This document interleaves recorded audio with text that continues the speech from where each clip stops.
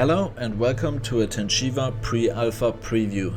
My name is XomerPrime, indie game dev and creator of the game Tenshiva, currently version 0.1.1, and today I'm gonna give you an overlook of the features shown by my Warlock character. Before we start, I wanna thank all the patrons who keep this project going.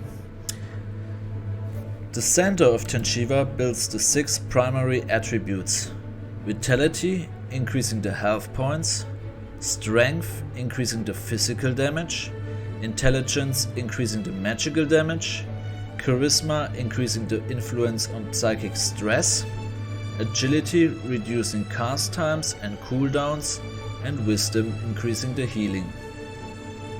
Every character starts with 100 points in each attribute, which can be increased to a maximum of 1000. The amount of attribute points spent determines the amount of available ability slots to be used.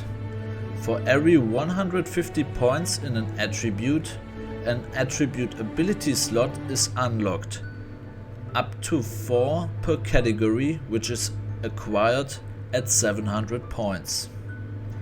Each class in Tenshiva has a combination of 2 different primary attributes assigned, and investing in these evenly unlocks additional weapon ability slots and class ability slots.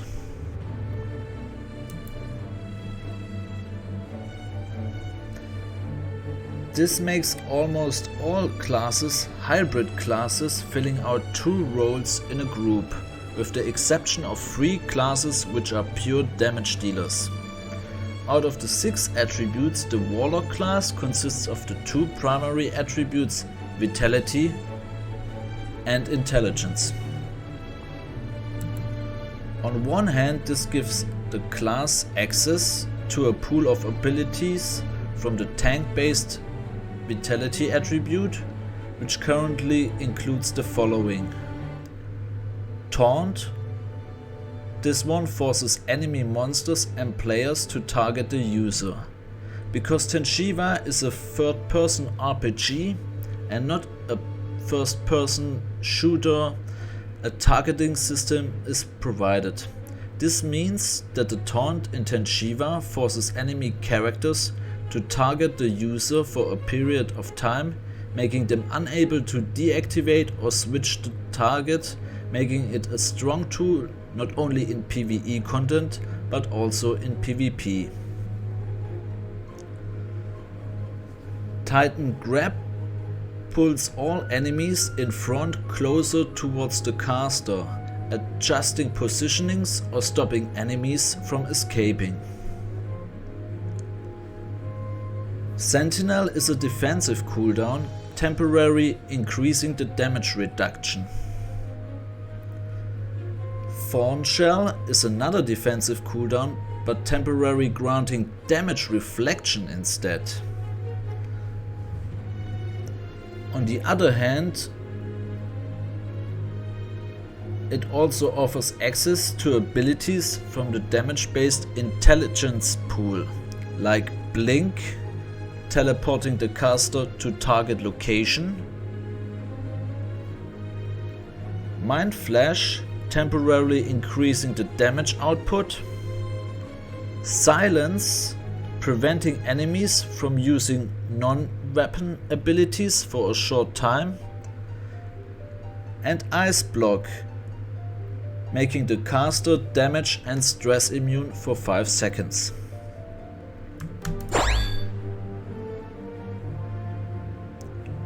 As a result, the Warlock fills the roles of tank and damage dealer. The Warlock is the only tank class wearing light armor and is wielding a scythe as class weapon. Having a contract with his dark anti-persona, the Warlock specific class resource is Shadow, used in conjunction with mana. Class resources can be mainly built up via weapon ability combos displayed on the right and can be spent by class abilities or other weapon combos. Tenshiva provides a combo system where each subsequent left or right click in a row triggers the next different ability of the combo, which gets highlighted in the golden color.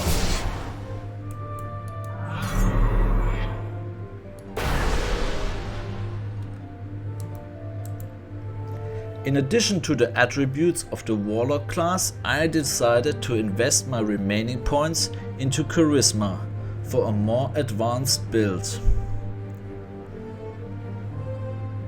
To unlock 4 additional Charisma ability slots, which gives me the maximum amount of ability slots of 26 instead of the regular 22, for the cost of less health and less damage. This also enables a convenient switch between 2 other classes which have 2 of my free skilled attributes. In my case, this would be the Valkyrie with Vitality and Charisma, and the Prophet with Intelligence and Charisma. I call these kind of builds triple hybrids or tribrids. A big goal in Tenshiva is to give players as much freedom as possible to customize their character uniquely depending on their preferred playstyle. My character is currently equipped with a Steel Scythe from the element Ice, which increases my damage against enemies with less armor by 50% and would increase the damage additionally based on their armor attribute. Now, enough talking, let's see some action.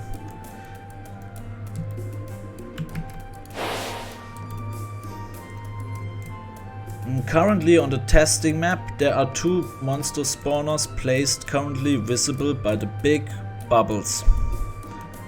One contains skeletons, which are more like training dummies, but the other one contains a more tough opponent, which is more a challenge, and I'll show you later on. If I enter this mob spawner zone, monsters will create it based on the amount of players inside, making it scale with more players.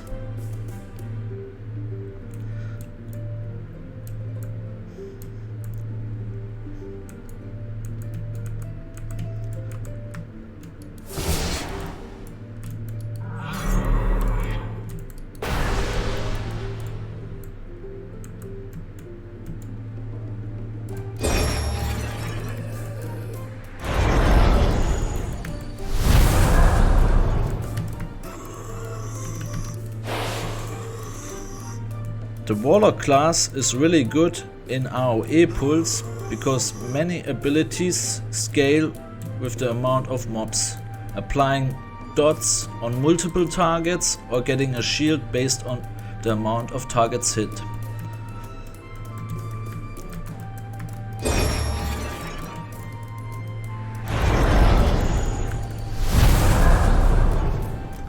On the top left you can see my shield bar under my health bar, and on the bottom is my class resource, and the mana is getting consistently drained.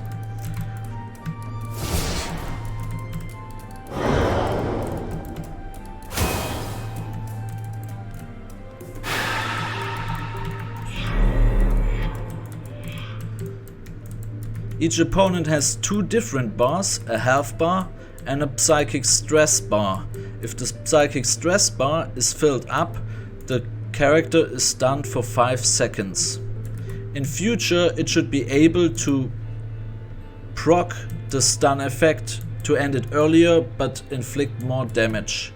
This is comparable to a staggering effect in other games.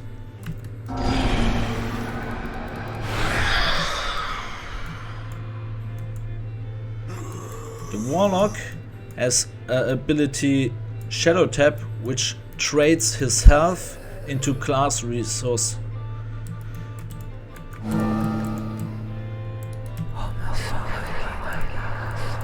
The Shadow Swarm inflicts damage on all enemies inside and reducing the damage output by 20%. The Shadow Pulse inflicts damage and gives the caster a shield based on the amount of targets hit. The shift left click combo is a self-healing, self-sustaining combo,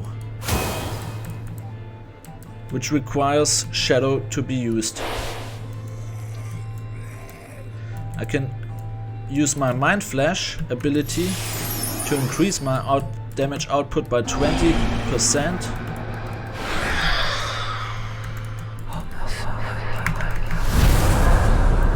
To make some big damage.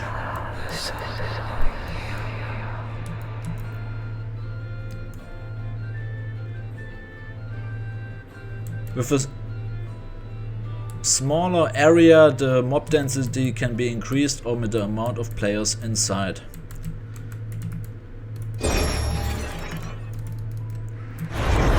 The right click combo gives a self-heal with Abyss, which costs 0, and a Metamorphose, which gives a damage reduction and is applying a dot. Because it's like a secondary combo, each ability in the secondary combo reduces the cost of one of the other combo class abilities. In this case, my Shadow Pulse is costing less, and with the shift right click combo, the Shadow Swamp is cheaper.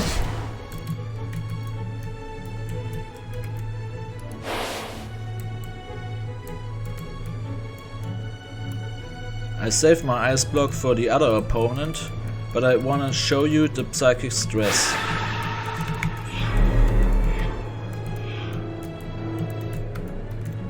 Because I'm not a real charisma class, it's hard for me to build up the psychic stress. With other classes like the samurai, which is strength and charisma, you will get the opponent's stunned much earlier, but you also have less health points.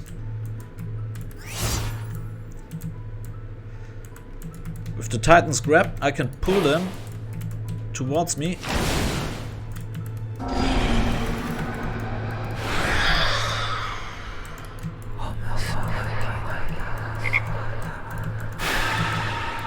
And if the Hypnotize, a channeling ability, finishes, the target is stunned for 5 seconds. Because these mobs don't attack, the silence doesn't bring any benefit against these, but in PvP it's with the disarm, one of a strong disable.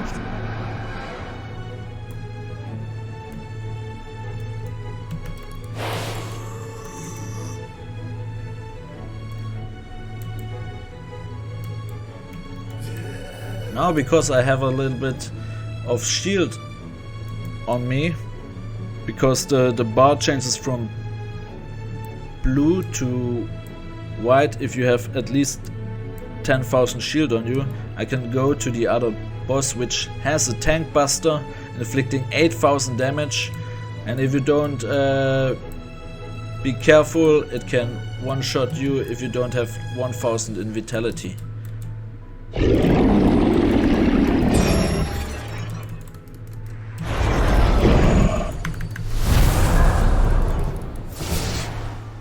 The other spawner is a Mountain Crusher troll.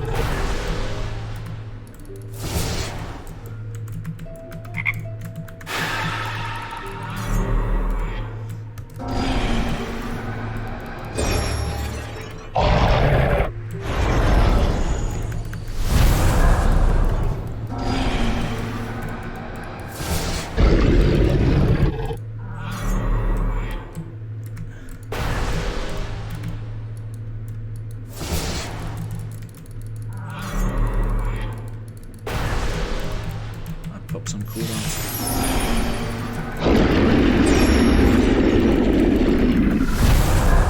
The troll currently has 4 different abilities. One is an AOE shout, inflicting psychic stress. One is the tank buster, and 2 are just normal. damages. And now my shield is gone and I have to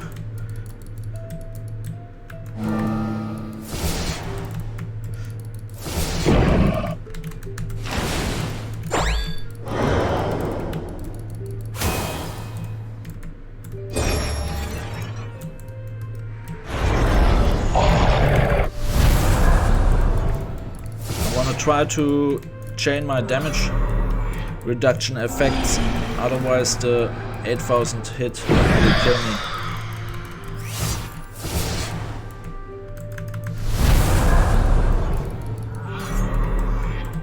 Can also apply the damage reduction on him.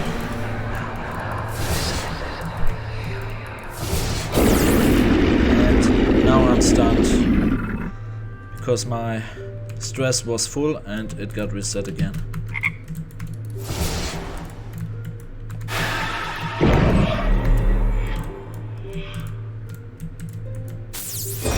And now I stunned him. And big damage.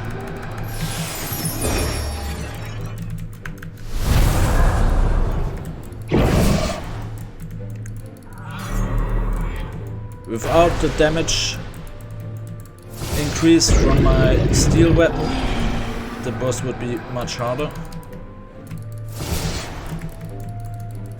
and would take much longer.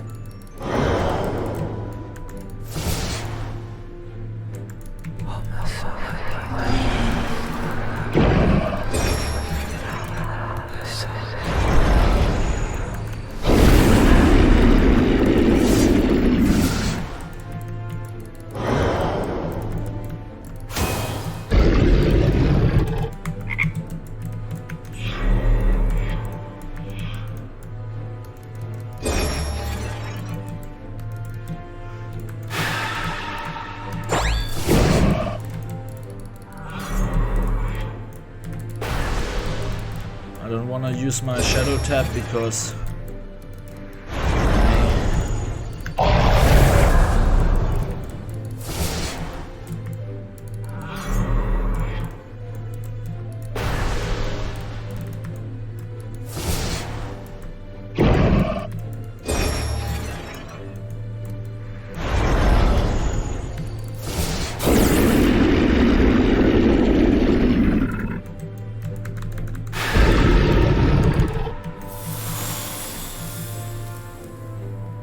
eyes blocked.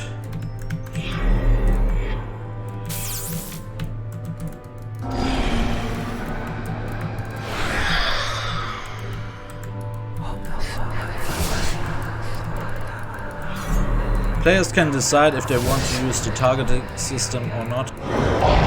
Some targeted abilities require to have an active target, but some abilities like ranged projectiles can be used freely.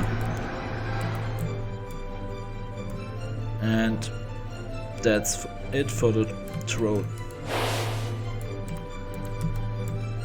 Thanks for watching and I wish you a great day. See you in Tenshiva.